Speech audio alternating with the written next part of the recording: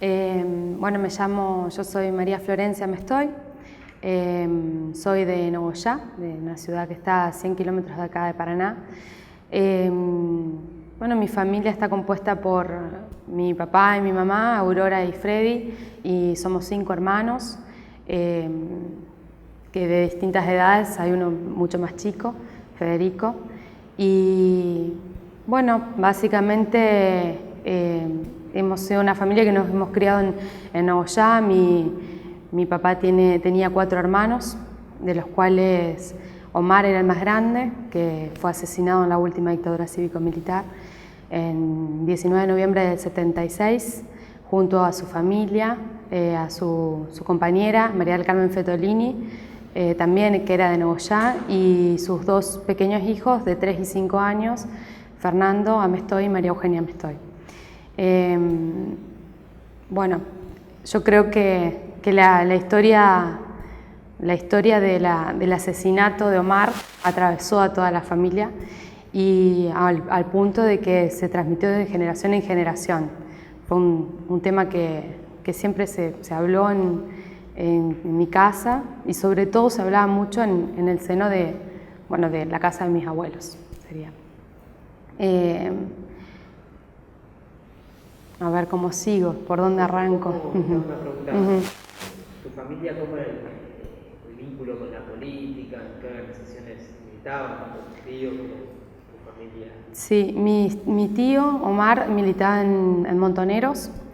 Comenzó, ya cuando estudiaba en la Facultad de Abogacía en Santa Fe, militando en una agrupación peronista, el Ateneo, que era de militancia estudiantil, universitaria. Ahí ya comenzó su militancia. Después de recibido, se recibe de escribano él y se va a vivir a Nogoyá, vuelve a Nogoyá con su compañera, se casan, que María del Carmen, la Pochi, que le decíamos. La Pochi era maestra jardinera, también una de las primeras maestras jardineras egresadas en Santa Fe, y se vuelven a Nogoyá. Ahí mi tío fue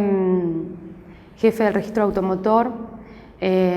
Todos decían que era un registro modelo por cómo se desenvolvía, y él tenía a la par una militancia social muy fuerte en los barrios de Nogoyá, al punto que hay anécdotas que cuentan que hubo una inundación muy grande en la ciudad, donde él terminaba de trabajar a la mañana, colgaba el saco y se iba a construir casas para los compañeros allá de Nogoyá que se habían inundado y que no tenían dónde vivir. Su militancia, por lo que recuerdan los compañeros, era muy fuerte ahí en la ciudad. Después ya el compromiso con Montoneros hizo que él ocupara un lugar también fuerte en Paraná. Su paso por Paraná tuvo, los compañeros, los pocos que quedaron vivos, sobrevivientes paranaenses, lo recuerdan con mucho afecto al Negro Amestoy, como le decían.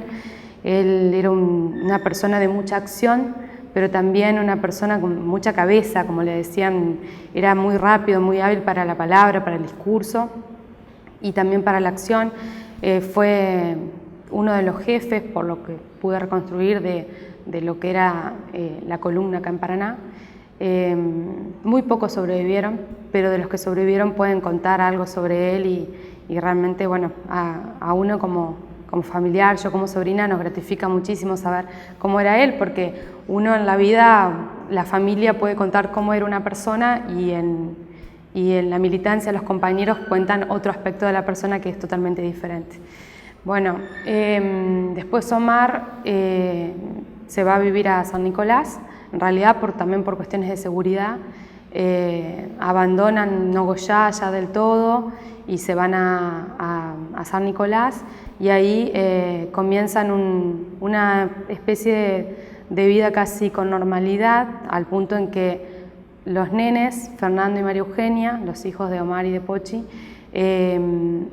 fueron inscriptos en escuela. Por lo menos María Eugenia iba al jardín, estaba escolarizada. Nosotros entendemos que al nivel de clandestinidad en el que ellos vivían, tal vez se le haya inscrito con un nombre falso también. Estuvieron ahí un par de meses,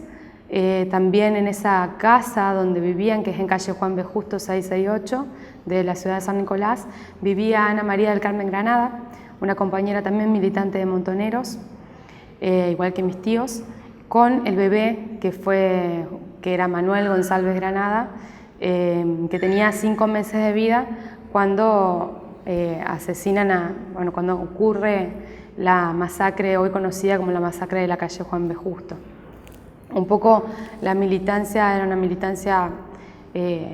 una fuerte militancia social y un lugar bastante importante dentro de la organización Montoneros. ¿Qué fuerzas intervinieron en esta? En el operativo, llamado operativo, que se convirtió en lo que es la masacre de la calle Juan B. Justo, intervienen 3 fuerzas conjuntas: el Ejército, la Policía Federal y la Policía Bonaerense. Se creen que hubo aproximadamente 50 personas interviniendo en ese operativo, de las cuales al juicio se llegaron 3 nada más. Llegaron 3 que eran de un rango mucho más alto, un rango superior. En esa casa, estaba, como te decía, María del Carmen Fetolini, Pochi, mi tía, con mi tío Omar, mis 2 primos, María Eugenia y Fernando, y también Ana María del Carmen Granada con el bebé Manuel González. En el momento de la masacre, que fue aproximadamente alrededor de las 6 de la mañana, irrumpen en la casa con tiros, con metralleta, con gases lacrimógenos, con todo. Mis tíos esconden a mis primos en el baño porque era el único lugar de la casa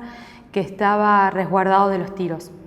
por la ubicación de cómo estaba la casa. Y al bebé, la mamá, Ana María, lo esconde, lo envuelve en cobijas, en frazadas, lo envuelve y lo esconde en el ropero.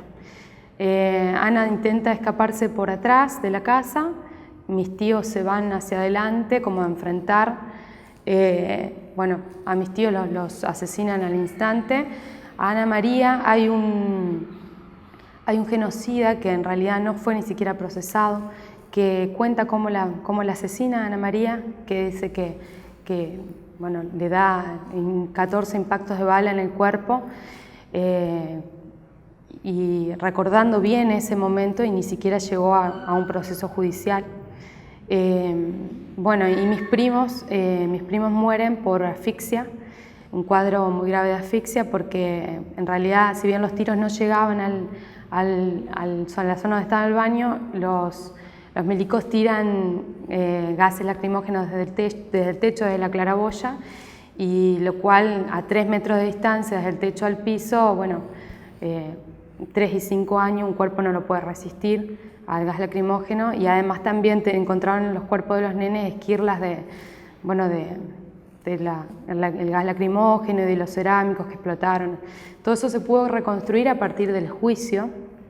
de testimonios de peritos, de vecinos que imagínate, fue a un nivel se involucró tanta gente, porque fue a las 6 de la mañana en un barrio en San Nicolás, que es una ciudad pequeña, relativamente pequeña, que todos lo recuerdan, hay vecinos. Todo esto se fue reconstruyendo a partir de cuando iniciamos la causa en el 2005, donde nos presentamos como querellante. En realidad mi viejo se presenta como querellante y Manuel, que es el único sobreviviente de la masacre, se presenta como querellante. Y se reconstruyó un montón de cosas, al punto de que vecinos que eran nenitos en esa época, que jugaban con María Eugenia y con Fernandito, que después crecieron y contaron de que terminaron trabajando en el juzgado de San Nicolás y que pudieron tener acceso a la causa cuando la causa estaba archivada, donde colaboraron muchísimo y donde nunca se pudieron olvidar de esa mañana tan trágica, donde los vecinos fueron testigos involuntarios del horror. Y que hay un vecino que tenía 13 años, la curiosidad de la edad, él se acerca después de que termina el bombardeo, se acerca y entra a la casa de curioso, y ve, por supuesto, restos de balas, sangre por todos lados, y encuentra y rescata una maquinita de afeitar de la época y dice, me la voy a quedar en algún momento, alguna vez en la vida me voy a encontrar con parte de esta familia y se la voy a devolver. Y así fue que a los años él nos devuelve y nos cuenta esa historia y nos cuenta que después de la masacre había postados colectivos, camiones, donde tiraban los cuerpos como que fueran una bolsa de papa. Tiraban los cuerpos de 2 adultos o de 3 adultos y del cuerpo de un nene. Por eso es que nosotros ya ahí era como una confirmación de que Fernando muere en el instante, que Fernando tenía 3 años, y María Eugenia fue trasladada al hospital San Felipe de San Nicolás junto con Manuel, con el bebé de 5 meses. Y María Eugenia, sobrevive unas horas y muere por un cuadro muy grave de asfixia. Y la enfermera lo que llegó a decir es que antes de morir ella dijo, me llamo María Eugenia Mestoy, tengo 5 años. Es un hecho que nosotros siempre interpretamos como en esto de vivir en clandestinidad y cómo los menores también se acostumbraban a ese tipo de vida, de sostener la convivencia con sus padres y de ser parte, de saber mentir en estas ocasiones para sobrevivir y que cualquier error podía pagarse con la muerte. Y María Eugenia evidentemente antes de morir dijo su verdadero nombre. Y después el bebé, Manuel González, que en ese momento tenía otro nombre, estaba inscripto falsamente, está ahí en el hospital 5 meses más, custodiado por la policía, que siempre a modo de chiste con Manuel le decimos que él era como una especie de oaki, el bebé con los pañales que andaba con las armas, porque imagínate un bebé de 5 meses custodiado por policías todo el tiempo, es como al punto de lo absurdo. Pero eso decantó en que el juez lo dé en adopción a una familia, una adopción de buena fe, que es la familia Novoa. Y ahí él pasa a llamarse Claudio Novoa y vive con esa familia en Guernica durante muchos años, hasta que a sus 19 años, en 1995, un antropólogo, parte del equipo argentino de antropología forense, había rastreado el caso y había investigado, había llegado a su paradero y fue que se acerca y le dice, yo te tengo que decir que sos hijo de Ana María del Carmen Granada y de Gastón González. Gastón había sido desaparecido, secuestrado el 24 de marzo del 76 también. Y ahí es donde él se reencuentra con su hermano Gastón, un hermano más grande, que lo estaba buscando, con su abuela Matilde, y comenzó una nueva vida también para él, como un nuevo nacimiento. Y que él siempre dice que él siempre se pregunta en momentos claves, como el aniversario, el 19 de noviembre de todos los años que vamos a San Nicolás, siempre se pregunta qué decir y cómo el rol de su palabra es también en representación de los que no sobrevivieron en esa casa, y que él siempre se pregunta por qué le tocó a él sobrevivir y no a María Eugenia o a Fernando. Son preguntas que por ahí las respuestas se las da la justicia, y que a nosotros como que nos tranquilizó haber llegado a una instancia, a un juicio en que demoró 8 años, demoró muchos años más, pero 8 años desde que se comenzó con la causa hasta que se llegó al juicio, un juicio muy demorado, donde intervinieron 50 operativos, personas en el operativo, y llegaron 3, llegó Saint-Amand, Bossier y Muñoz, y a los 3 se le dio, como corresponde, una condena ejemplar, que fue una cadena perpetua para los 3, y de las cuales hoy ya está, la condena está efectiva y ya están cumpliendo su condena en un penal. Te quería preguntar cómo se entera tu familia en ese momento, qué acciones pudo llevar adelante, que se pudo recuperar los cuerpos, digamos. Sí, lo que me cuentan, siempre me contaba mi abuela era que a ella la llaman estaban en Nogoyá, la llaman y le dicen, hubo un accidente, una persona anónima era, hubo un accidente, están todos muertos, está viva María Eugenia. Entonces ella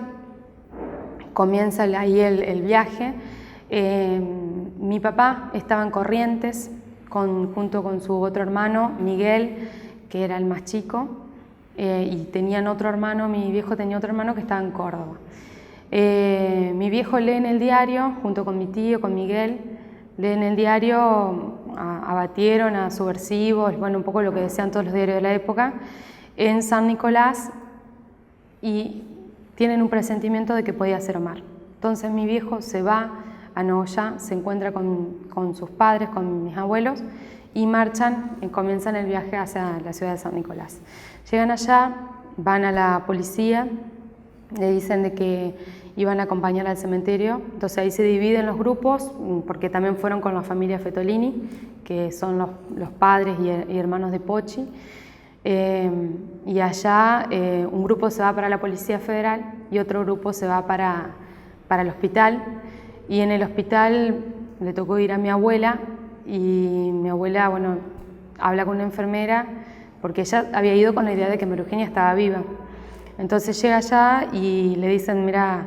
María Eugenia, la nena, sí, bueno, ahí fue con el relato de que llegó con vida, de que tenía un camisón rosa con una cintita en el pelo, de que dijo que tenía 5 años y que se llamaba María Eugenia Mestoy y que había muerto, y un médico le muestra una chaqueta como que había sido, como dando a entender que había sido un enfrentamiento, de que también de la otra parte había habido heridos. Bueno, ahí tuvo una crisis de nervios mi abuela y la sacan y les dicen que los van a llevar al cementerio a mostrarle los restos, pero que se tenían que ir inmediatamente de la ciudad. Así que van al cementerio, todos, y ahí le muestra el sepulturero a modo de cancherismo, le dice, te voy a mostrar por bajo cuerda cuál sería el lugar donde están los cuerpos. Y le indica abajo de un árbol, así todo muy por arriba, y los obligan a irse de la ciudad. Se van de la ciudad y los llaman a los 10 días, o sea, el 29 de noviembre del 76, vuelven a San Nicolás y ahí le hacen la entrega de los cuerpos. Mi papá, Freddy, hizo el reconocimiento del cuerpo de su hermano, de Omar, pero fue un reconocimiento muy leve, porque ya habían pasado 10 días, el cuerpo ya estaba, entendía mi papá, un poco en descomposición, el cajón estaba cerrado, le rompen el vidrio del cajón y él solo ve la boca y espuma, no hubo un reconocimiento real, tampoco hubo ese derecho de reconocer al cuerpo de su hermano. En el caso de Fetolini se acercó el hermano a reconocer el cuerpo de Pochi, y de los nenes no dejaron ver los cuerpos. Emprendieron la retirada, se fueron escoltados con autos de los militares hasta Santa Fe, hasta pasar el túnel, y ahí volvieron, ya los dejaron pasar y volvieron a Nogoyá, donde muchos, bueno, lo que cuentan es que en el ingreso a Nogoyá, que es el ingreso por la Ruta 12, estaban esperando muchísimos compañeros de los barrios, esperaban para hacer el acompañamiento a los restos de Omar, lo cual era muy arriesgado para la época. Imagínate que acompañaba los restos de un subversivo, también era tildado como tal, y a pesar de eso los compañeros de los barrios estuvieron ahí, y había muchísimas bicicletas que hicieron ese acompañamiento. Y bueno, pasaron por la iglesia, por la puerta, y lo llevaron al cementerio, y ahí quedaron los 4 cuerpos. Después, mi abuela, durante muchos años, soñaba y tenía pesadillas y no podía dormir porque ella insistía en que María Eugenia estaba viva, porque se había quedado con ese llamado telefónico en que le dicen que la única que había sobrevivido era María Eugenia y no se pudo hacer el reconocimiento real del cuerpo. Ella inicia toda una investigación, primero en la CONADEP, después en la CONADI, y bueno, no se pudo avanzar. y lo que se logró fue que a través del intendente en esa época, en el 95, le permite abrir los cajones y abren los cajones del cajón de María Eugenia y encuentran restos, pero no se extrajo nada como para hacer un ADN. Ya con eso mi abuela, que ya se encontraba mal, que ya comenzaba con su enfermedad, que ya murió de Alzheimer, ya se tranquilizó y pudo la última etapa de su vida estar mínimamente en paz a partir de ver que en ese cajón había un cuerpo y que podía llegar a ser el de María Eugenia. Todos esos años después transcurrieron, bueno, con una vida normal en la ciudad de Nogoyá. Mi abuela era muy visitada por diferentes curas, digamos, porque ella ya no sabía a qué recurrir para poder estar en paz. Y bueno, nada, no encontraba mucha paz más que ir al cementerio todos los días y llevarle una flor y rezar y charlar con ellos. Y en ese camino era yo la que lo acompañaba siempre, que era la que iba todos los días un poco de chijeta para acompañar a mi abuela y ahí estábamos. Además ella siempre fue la que transmitió toda esta historia, la que transmitió a todos sus nietos esta historia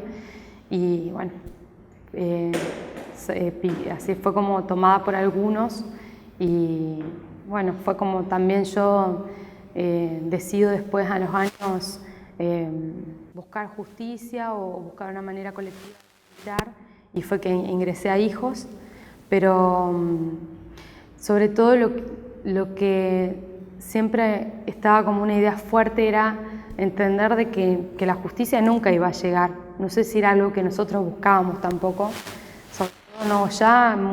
pasa mucho más por los familiares de los sobrevivientes en querer encontrar los restos de su familiar.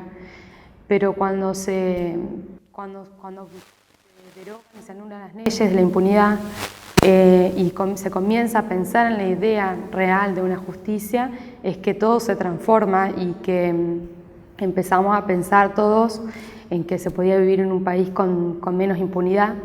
Y bueno, fue así que en ese marco surge o se reabre la agrupación Hijos acá en Paraná. Esto fue en el 2005 y bueno, yo ahí hacía muy poco que conocía a Ana Oberlin, a la Pipi, que es una compañera, una hermana de Hijos Rosario, que ella, bueno, ya había comenzado la causa de la masacre de la calle Juan B. Justo, y ya lo conocía a Manuel González, y entonces fue ella que dijo, mirá, yo conozco a Manuel, vamos En realidad todo comenzó antes, donde un historiador, Ernesto, en realidad un profesor de historia de San Nicolás, va a Nogoyá un fin de semana a visitar con su novia a los padres de su novia, sus suegros.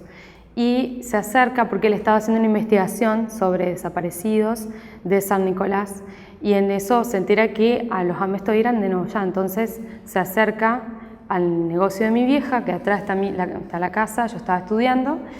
Mi vieja le dice, mira, habla con Florencia, por ahí capaz que... Entonces habla conmigo y yo le digo, bueno, vamos a hablar con mi viejo y mi tío. Fuimos a hablar con ellos y ahí es cuando él nos explica de que él creía que se estaba iniciando una causa,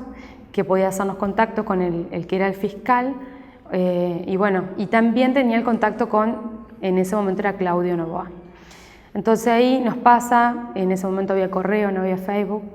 nos pasa el correo de Claudio en ese momento y empezamos a contactarnos con él. Claudio, hoy Manuel, nos dice que se estaba por abrir la causa y que había un fiscal, que es Munray, Juan Patricio Munray, y que había una abogada, que su abogada era la Pipi Oberlin. Así fue que nos contactamos con la Pipi y ahí la Pipi fue la que me dice, tenés que entrar a Hijos, Hijos está por lanzar en Paraná.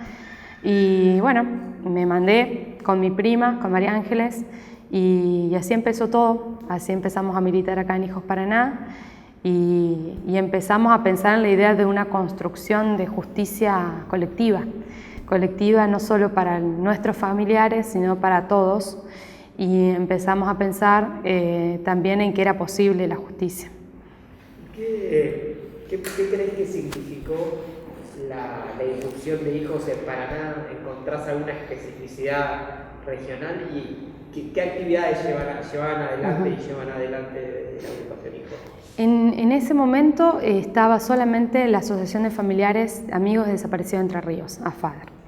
Y ya había un grupito de jóvenes que formaban parte de AFADER, entre ellos estaba Clarisa Sopco, Álvaro Piero, la Julián Fradebó, Matías Germano, todos tenían alguna especie de acercamiento a lo que era derechos humanos, al organismo de derechos humanos, y tomaron la posta de iniciar Hijos, también por una iniciativa, insistencia de Guillermo Germano, que era el que fue coordinador del Registro Único de la Verdad.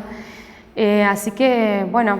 comienza Hijos en una época en que, ya era una irrupción de la juventud, a comparación de lo que era FADER, que estaba nucleada por familiares, por madres. Y comenzamos y ya a los meses hicimos nuestra primera actividad, que fue un escrache a Appelans, a un genocida acá de Paraná, y que fue el director de la unidad penal número 1, donde pasaron muchísimos compañeros que hoy están desaparecidos y muchísimos sobrevivientes de ese lugar, que si bien era una unidad penal, los sacaban por la noche a torturarlo. Así que sí, se hizo el primer escrache en el 2005 y ahí es un poco donde nace Hijos y donde comienza también las presentaciones en el Juzgado Federal de las causas. Fue la representación, una presentación nueva de la causa Área Paraná. Comenzó la investigación en la causa Hospital Militar para buscar el paradero de los mellizos nacidos en cautiverio en el Hospital Militar de Paraná.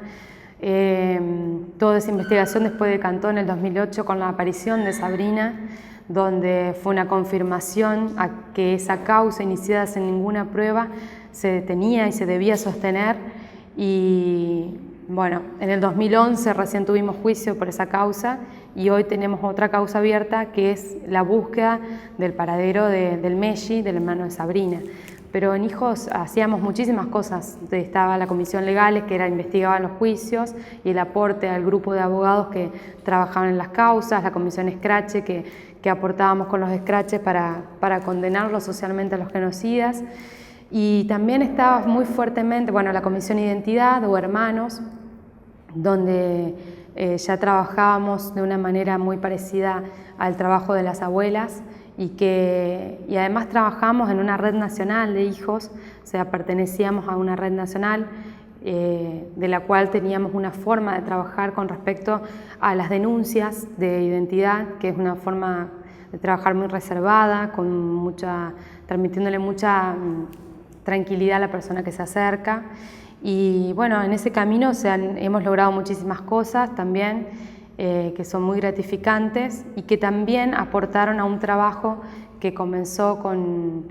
la difusión y con el aporte de generar la duda de aquellos chicos en el rango de edad que estamos buscando, que pueden ser hoy nuestros hermanos que buscamos. En ese camino fue que comenzamos hace muchísimos años a hacer teatro por la identidad, música por la identidad, donde Hijos comenzó a articular con muchísimas instituciones, el Instituto Nacional del Teatro, con instituciones de la cultura del municipio, de la provincia, de Nación. Siempre fue una agrupación, por lo menos acá, a nivel nacional también, pero en Paraná fue una agrupación de muchísima acción. No nos caracterizamos por ser un montón, somos siempre alrededor de 10, 12, pero sorprende siempre la cantidad de cosas que podemos lograr hacer siendo tan pocos. Y uno de los trabajos más fuertes que nosotros comenzamos fue salir a hablar a las escuelas, que comenzamos en el 2005, donde eran charlas esporádicas, donde sobre todo nos pedían muchísimo las escuelas que vayamos en marzo y en septiembre, las fechas claves, pero después esa demanda fue creciendo tanto, a tal punto que participamos de los propedéuticos de la UADER, de la Universidad Autónoma de Entre Ríos, a tal punto de que comenzamos a ser parte de un postítulo en Derechos Humanos que se dio en la provincia. y realmente no dábamos abasto y decidimos formalizarlo en un programa que se llama acá en Paraná Jóvenes por la Memoria, que en realidad es un desprendimiento de un programa que es de provincia de Buenos Aires, que es Jóvenes y Memoria, que tiene muchísimos años. Nosotros nos contactamos con ellos y así comenzamos el camino con las características propias de una ciudad. Comenzamos con apenas 7, 8 escuelas y hoy con 60 chicos que pertenecían a esas 7, 8 escuelas, y hoy el año pasado cerramos con 1000 jóvenes de toda la provincia. Un proceso que fue paulatino. Nosotros siempre fuimos de trabajar, vamos creciendo de a poquito para no ir retrocediendo, pero sí avanzando, pero de a poquito, sin grandes expectativas porque no las íbamos a poder cubrir. Así que bueno, en estos ya es el 6º año, hemos logrado articular también, por eso hemos podido lograr de que crezca el programa, porque pudimos articular con provincia, con una Secretaría de la Juventud, con la Subsecretaría de Derechos Humanos de la provincia. El municipio está fuerte desde el comienzo con la Secretaría de Derechos Humanos, articulamos con el Consejo General de Educación, articulamos con gremios. Entonces me parece que siempre nuestro objetivo fue ser solidario con la política que realizamos y nunca quedarnos para nosotros nada más esta política, sino que convidarla y lograr que entre todos hagamos que crezca una cosa tan hermosa como es el programa Jóvenes por la Memoria, un programa que se trabaja con escuelas secundarias,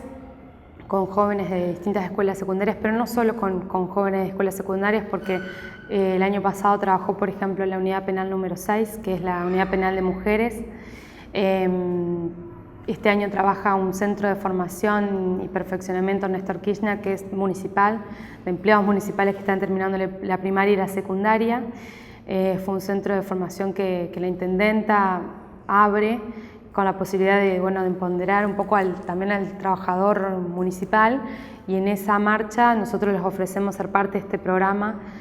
Si bien no todos son jóvenes, estas características que se van dando van aportando muchísimo a generar o a movilizar y desnaturalizar un poco el programa, porque siempre un poco el objetivo es, la clave del programa es desnaturalizar hechos históricos, desnaturalizar un rango de edad al cual está dirigido. No son solo jóvenes, sino que también hay muchísima gente, hay centros de formación, de docentes también que son parte del programa, y la verdad que nos ha dado muchísima satisfacción porque es un programa que si bien hemos logrado insertarlo dentro de un sistema formal que ingresa a través de un Consejo General de Educación como el de acá de Entre Ríos, sigue siendo, y no queremos que pierda esa estructura de no formal, porque justamente es uno de los pocos programas que no busca la competencia, que busca una horizontalidad de trabajo, donde todos los trabajos que los chicos hacen, que investigan, son importantes, no hay uno mejor que el otro, y que sobre todo es un trabajo colectivo. Entonces me parece que todos los puntos y los ejes que tiene Hijos están volcados en eso y que no son negociables. No se va a negociar tener un premio de uno sobre otro, no se negocia que sea un trabajo individual, sino que es un trabajo en el que uno tiene que discutir con el otro y llegar a un acuerdo. Por eso que es un trabajo colectivo, y además que no solo interpela a los estudiantes, sino que también interpela a los docentes, a los directores de la escuela, a los supervisores que supervisan esas escuelas, y también a los padres de esos chicos, a los padres de los estudiantes, a los abuelos, porque esto se va dando de una generación mucho menor que absolutamente no vivieron la dictadura y que se repreguntan y que van e interpelan y preguntan a sus abuelos, lo cual es para nosotros hermoso porque es un poco el eje del programa, es saber ahondar, digamos, en comprender cabalmente un presente a partir de conocer un pasado, conocer de dónde venimos para saber dónde estamos parados un poco. Y por eso es que los chicos hoy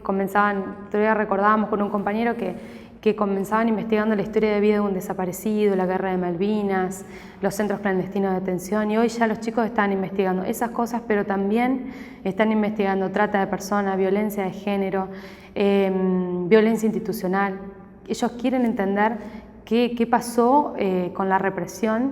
desde tiempos antes, como para poder entender qué pasó con la falta de trabajo, con los cierres de fábrica, con los trenes. Digo, estamos hablando de pueblitos de Entre Ríos, que por lo general son los que se prenden en el programa, que son muy chiquititos, que son casi los periféricos, y lo que nos da mucho más alegría todavía. ¿Notas alguna diferencia entre las preguntas que se formulan en los distintos lugares de la provincia, incluso los distintos sectores sociales que participan en el proyecto? Sí, el programa, otro de los ejes que tiene es que siempre apuntamos a que investiguen algo que tenga que ver con la ciudad, con el territorio, con lo regional, porque no está permitido, por ejemplo, de que hablen de hechos ocurridos en Córdoba, en Buenos Aires, sino que nosotros buscamos de que logren buscar e indagar y preguntarse qué pasó en Entre Ríos, qué pasó en Paraná o qué pasó en Alcaraz, en Santa Elena, en pueblos que sí los atravesó la dictadura, que más allá de que tengan o no compañeros desaparecidos en ese lugar, hubo cierres de frigoríficos, hubo una etapa neoliberal en que sus padres y sus abuelos se quedaron desocupados. Entonces, la idea es que ellos puedan ahondar en entender el lazo entre el pasado reciente y un presente, y poder transformar y ser parte, ser protagonistas de esa investigación y ser protagonistas de comprender ese pasado. Ellos hoy hablan con una claridad que no la teníamos nosotros en los 90. Me parece que hoy vos vas a un taller de capacitación del programa o cualquier otro programa donde están los jóvenes, y ellos tienen una idea mucho más clara de por qué y dónde están parados. Y me parece que eso también no solo viene de la mano de Jóvenes por la Memoria o de otros programas donde invita a reflexionar junto con los jóvenes, sino que viene de la mano de muchísimos políticas de Estado que han avanzado sobre que los jóvenes tengan el derecho a votar, el derecho a estudiar. Me parece que los jóvenes hoy saben que son una parte muy importante dentro de un proceso social y que, bueno, que ha tenido sus frutos. Hoy los jóvenes, el nivel de reflexión no es lo mismo, y su preocupación y su solidaridad no es la misma que tenían los jóvenes de los 90, por ejemplo. Hace un rato hablabas de la cuestión de los juicios y yo te quería hacer dos preguntas. Por un lado, ¿qué significado entendés que tuvo y tiene la realización de los juicios en Paraná? Y por otro, ¿qué significado tuvo para vos y para tu familia poder haber llevado a juicio a todos aquellos que participaron en el operativo de la masacre de la calle Juan de Justo? Mirá, con respecto a mi familia, fue un camino largo, como te decía, en esos 8 años en que era asistir a distintas actividades, incentivar, y siempre un poco me tocaba a mí ser la portavoz de acompañar, de ir a San Nicolás, de estar presente. Era como la representante de toda la familia de Mestoy. Yo era la que también los 19 de noviembre, que insistía mucho a mi familia que me acompañe, porque yo entendía que era doloroso, pero que la única manera que teníamos de llegar al juicio era poder difundirlo. Y en ese camino se dieron muchísimas cosas hermosas, como el juicio y la sentencia tiene que ver con todo ese trayecto anterior, donde logramos que el 19 de noviembre en San Nicolás se declare, se salió la declaración del el Día de la Memoria para los nicoleños, lo cual es importantísimo, porque no solo un 24 de marzo, un 16 de septiembre, sino que también un 19 de noviembre se recuerda en ese día la desaparición de los compañeros, de todos los compañeros desaparecidos en San Nicolás. Entonces, la intervención con la educación ahí también fue fuerte. Y bueno, en todo ese proceso mi familia acompañó muchísimo, estuvimos todos allá. y llegar a la instancia de comenzar el juicio fue, bueno, nosotros comenzamos el juicio con la noche anterior antes de partir para Rosario, que era donde se desarrolló, parte en Rosario y parte en San Nicolás. Brindamos toda la familia porque era, bueno, llegar al punto más álgido de la búsqueda de justicia y no sabíamos cómo iba a desarrollarse. Fueron 2 meses de juicio y la verdad que fue duro escuchar una reconstrucción de todo de toda la causa, lo que implicaba que pasaron muchísimos testigos que mágicamente se habían olvidado de muchas cosas y otros testigos que sí se acordaban de mucho, sobre todo esos niños que hoy son grandes, que eran vecinos y que jugaban con mis primos. Y bueno, se llegó a la sentencia un 27 de diciembre, pasada la Navidad. Una sentencia realmente ejemplar, con muchísimo acompañamiento porque hubo muchísimo aguante en la puerta del juzgado, de los tribunales de Rosario. Aguante de los nicoleños, aguante de los rosarinos, aguante de los paranaenses, de los nogoyaenses, un poco de la familia como que se extendió y que bueno, que llegamos a esa instancia. Lo único doloroso fue que mis abuelos ya no vivían y fue lo único que nos pesa. Pero bueno, no nos queda más que bueno, pensar en el orgullo que habrá sido para ellos de poder llegar a tener justicia por sus hijos y sus nietos. Me parece que bueno, la nona ya había perdido la memoria y la enfermedad, como en muchos casos de muchas madres de desaparecidos o de asesinados, esa enfermedad, el Alzheimer o la demencia senil, como se llame, fue como un bálsamo para las madres. Y bueno, en el caso de mi abuelo, él siempre fue como más reservado, más silencioso, al contrario de mi abuela, que fue la más guerrera. Y él acompañaba todo desde los diarios. Todos los días leía los diarios de Nogoyá y cuando salía algo, él bueno, se acercaba, te felicitaba. Siempre hay un punto en que cuando yo comienzo mi militancia, primero acá en Paraná y después que vamos hasta Nogoyá, y en Nogoyá conformamos FADEN, que sería la familiares y amigos de desaparecidos de Nogoyá, que fue un poco juntar a todos aquellos familiares que tenían a un desaparecido o expresos o asesinado, y también aquellos compañeros que siempre acompañaron la movida de derechos humanos. Y bueno, empezó a salir en los diarios y yo me acuerdo que me acerco y les digo, no, si a vos te molesta que avancemos con esto, yo me corro, está todo bien. Y bueno, y él no, por todo lo contrario, él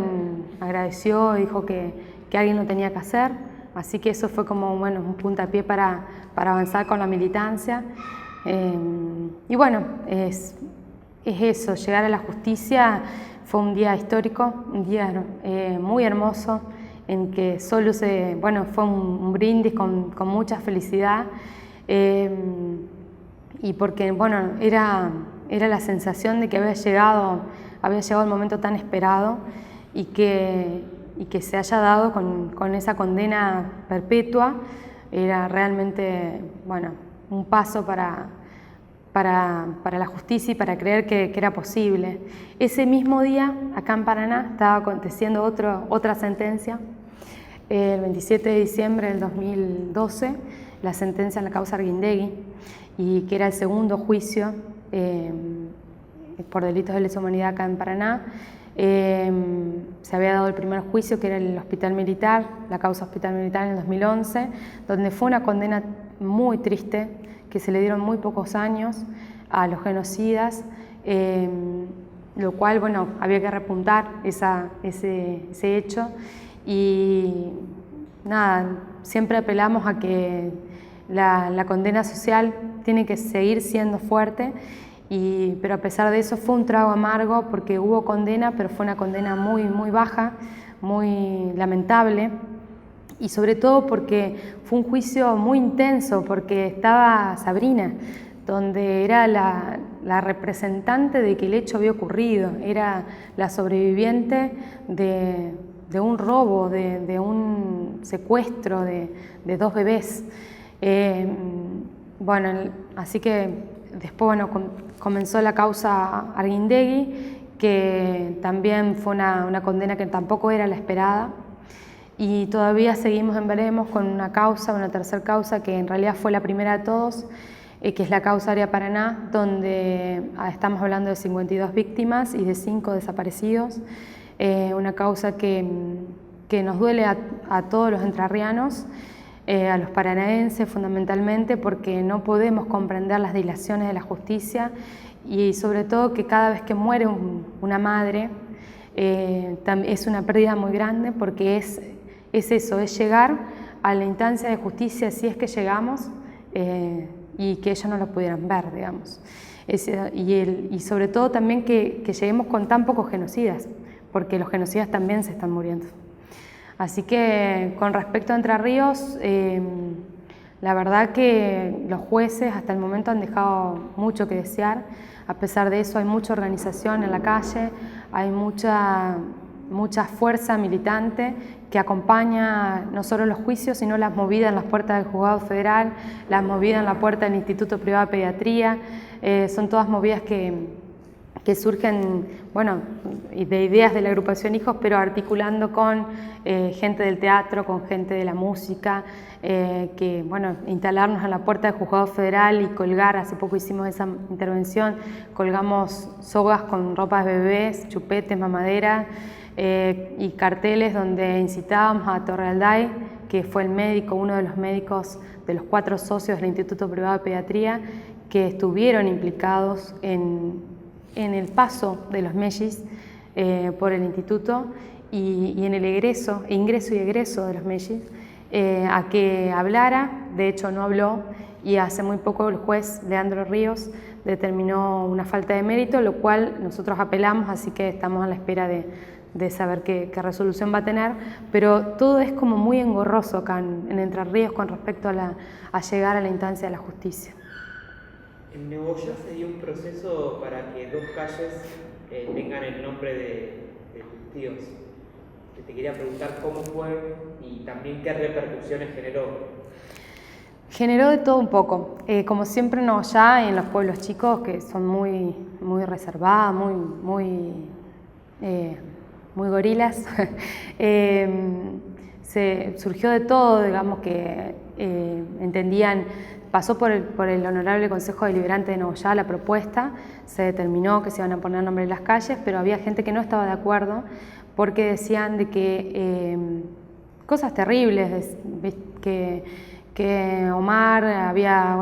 llevado a su familia tras esa locura de la militancia y que por eso los mataron, y muchísimas cosas más terribles que generaban una cierta resistencia a que se logre poner el nombre de las calles de Omar y de Pochi. Bueno, se logró, fue en el marco de un campamento de la memoria que se realizó, que ahí estuvo mucho en la organización mi viejo, con mi hermana, con mi prima, parte de FADEN. Organizaron un campamento de la memoria, que fue un campamento post sentencia de San Nicolás, que participaron los nicoleños, los de Ramallo, todos los que fueron haciendo el aguante en el juicio fueron a ese campamento, y en ese marco de un campamento de 3 días se coloca el nombre de las calles de Omar y Pochi, que están en unas calles que no tenían nombre, de un barrio que se encuentran en una esquina, que es lo más maravilloso porque es como la memoria instalada por siempre en 2 calles que los une, que estuvieron juntos en vida y estarán juntos por la eternidad, digamos, en esas calles. Y después todo lo que genera a nivel social también, poner una placa, poner el nombre de una calle, no solo que remueve a la familia, sino que remueve a un montón de gente que se había olvidado de muchas cosas y que se acercó y se animó a contar, que eso también es importante. Hace un rato nos contás de tu participación en Hijos y en Jóvenes por la Memoria. ¿Qué otros proyectos tenés en la actualidad a qué te estás dedicando. Sí, estamos fuertemente con Jóvenes por la Memoria, pero también a la par estamos, hace poquito hicimos Música por la Identidad, lo cual también es un proyecto hermoso con un equipo de trabajo que algunos somos de hijos, pero otros somos bueno, de la cultura, del teatro, de la danza, de la música, y que conformamos un equipo hace ya como 3, 4 años en que venimos armando una propuesta interesante donde buscamos que Música por la Identidad llegue a distintos puntos de la ciudad, pero sobre todo narrando una historia. Antes hacíamos un formato de Música por la Identidad donde había mucha poesía, había mucha palabra, y ya hace algunos años hemos hecho una Música por la Identidad diferente, con una propuesta donde la palabra no está más que cantada, y donde este año, por ejemplo, hubo una participación de 1.500 personas, se hizo en un lugar que es en el ferrocarril de acá de Paraná. Hicimos todo un montaje donde fue una intervención, un entrecruzamiento entre el circo, la danza y la música y el teatro. Todo eso se dio entrelazado en una historia donde era un poco la historia contada de de Sabrina, y donde la protagonista era una nena de 7 años, Catalina, donde también tuvo sus consecuencias positivas, porque Catalina le preguntaba insistentemente cuando ella la convocamos a participar de Música por la Identidad, donde ella actuaba todo el tiempo con unos payasos, en la búsqueda de distintos elementos que acompañaban a toda una narración con las canciones. Catalina tiene una mamá que nació en el 77, 78, entonces le preguntaba todo el tiempo si ella estaba segura de que era hija de sus padres, y si no era hija de desaparecido. Entonces, que generacionalmente una nena de 7 años le pueda preguntar a sus padres, interpelar a sus padres, interpelar a sus abuelos, me parece que también es el camino. Es el camino de que ese rango de edad que buscamos, que pueden ser nuestros posibles hermanos, se les remueva un poco la historia a partir de la pregunta de un niño. Catalina, bueno, después hacía otras preguntas de que por qué creíamos que el Messi estaba en Paraná, cuáles eran las hipótesis que teníamos. Así que me parece que, bueno, Música por la Identidad fue tan gigante que trascendió a muchísimas cosas más. Ni hablar de lo que le pasó a cada músico, de lo que le pasó a cada cirquero, a cada teatrero, a cada bailarín, que se transformó en un gran espectáculo que llegó a un público importante. Son todos espectáculos con entrada libre y gratuita, y que se hacen muy a pulmón. Si bien ahí es organizado por la agrupación Hijos, también está organizado por la Subsecretaría de Derechos Humanos de la provincia, por el municipio a través de la Secretaría de Derechos Humanos y por la Secretaría de Justicia. Así que me parece que nosotros vamos articulando con distintos sectores que tienen que ver con el trabajo cotidiano, pero que no deja de ser nunca un trabajo a pulmón y militante. Otra de las cosas que hicimos hace poquito también fue el Paseo de la Memoria, que se inauguró el año pasado, hace un año atrás, donde se colocaron 56 placas y se plantaron 30 árboles en un lugar muy hermoso de acá de Paraná, que está frente al río, donde son placas todas de madera, con mucho color, con una consigna donde vos ingresás al paseo. Y este año se colocaron 6 placas más, que entre ellas está la de mi tío, mi tía y mis primos. Y en esa, digo, porque lo importante del Paseo de la Memoria uno se da cuenta cuando va, porque para muchos familiares significa un montón de cosas. Significa, para aquellos que no tienen los restos de sus familiares, significa llevarle una flor, significa un espacio donde no está solo tu familiar, sino que están muchos compañeros. Y la verdad que a nivel energético es increíble todo lo que se genera en ese lugar que está en el Parque Nuevo de la ciudad. ¿Querés agregar algo más que no te haya preguntado? No, por ahora no sé. Muchas gracias. Bueno, gracias.